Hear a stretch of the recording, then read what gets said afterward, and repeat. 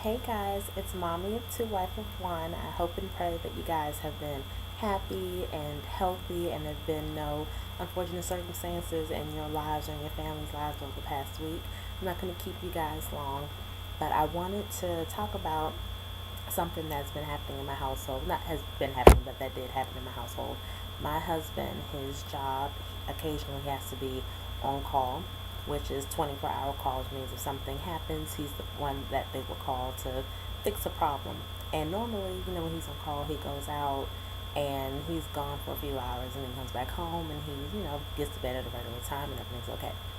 Last night there was an incident and my husband literally worked for over 24 hours straight. He worked for about 36 hours straight, didn't have any food, didn't have time to stop to eat, and it made me so worried for him and all that stuff.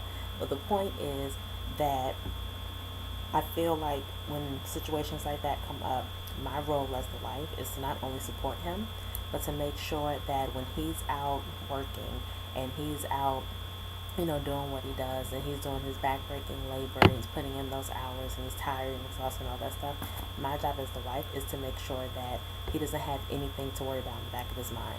Meaning, he can be at work and focus completely on work and not have to worry about, well, dad, I don't have any clean uniforms. I wonder, if I have to wash some clothes when I get home. Do I need to wash dishes when I get home? Do I pick up the trash when I get home? Oh man, there's nothing for me to eat at the house. Oh, I wonder if my kids are okay.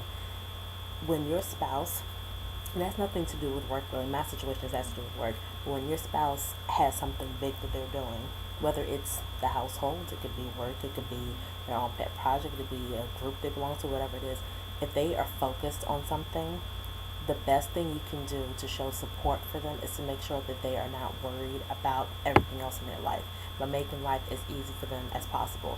And it's not about me catering to my husband, it's not about me serving him or being his servant. It's mainly about me making life better for him. If he's my spouse and he's my husband and someone I consider my best friend and who I love, why wouldn't I want the person I love to be comfortable? And why wouldn't I want to make life a little easier for him? And I know that if the tables were turned, he would do the same thing. If I'm out doing the backbreaking labor and I'm out 12, 15, 18 hours a day, I know that I wouldn't have to worry about my children eating. I know that the house is going to be okay. It's not going to burn down in my absence. We have each other's back in that I pick up the slack when he's doing something else. And he picks up the slack if I'm doing something else. And that's what a marriage is about. It's about a partnership. It's not about, oh, well, that's his house. He needs to worry about that. That's not the way it works. My husband lived here before we got married.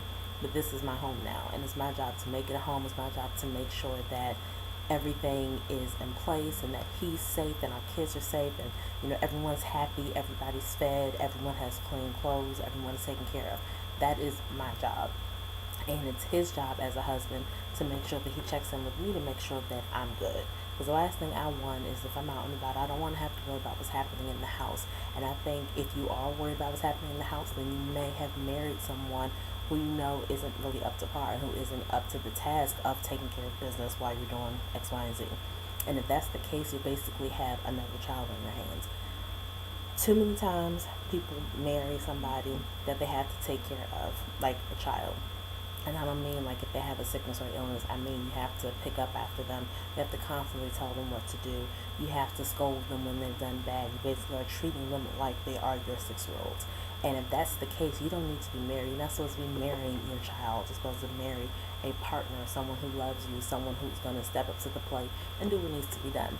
So in my house, that's the way it works. And I'm not going to claim that we're a perfect couple or that I'm the best wife or he's the best husband.